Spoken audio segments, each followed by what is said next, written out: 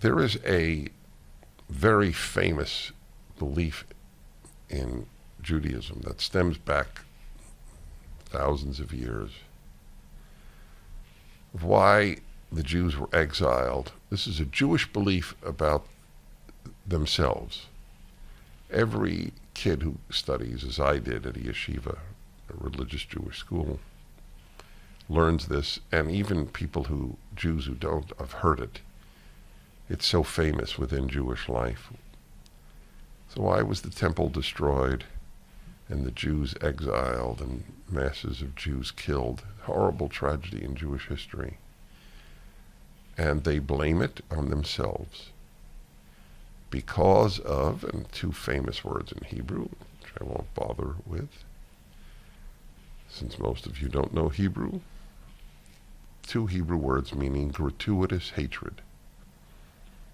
Yes, it was the standard Jewish belief that Jews so weakened themselves as to be destructible because they hated one another for no good reason. There are reasons for hatred, but the rabbinic belief was there was chinam, the Hebrew word for nothing, no good reason.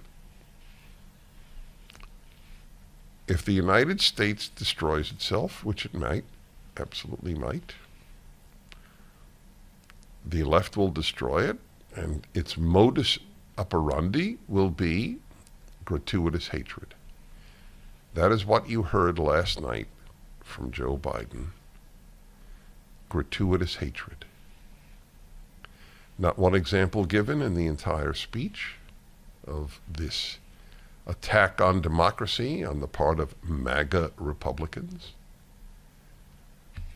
But if I can get my fellow Americans to fear and hate nearly half of their fellow Americans, perhaps half, then I have done a good job. The New York Times will celebrate me, as will all of the media, which are in service to the same lying ideology I am.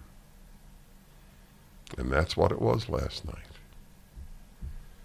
I have told you many times, if you can't make any generalizations, you don't have a mind that sees patterns. But if you can't give specific examples of your generalization, you're a demagogue. Generalizations are critical, but you must support your generalization with examples. In the entire talk, there was not an example. New York Times published a week or two ago a column by a Harvard law professor and a Yale law professor advocating that we get rid of the Constitution. Not that we modify it, that we get rid of it.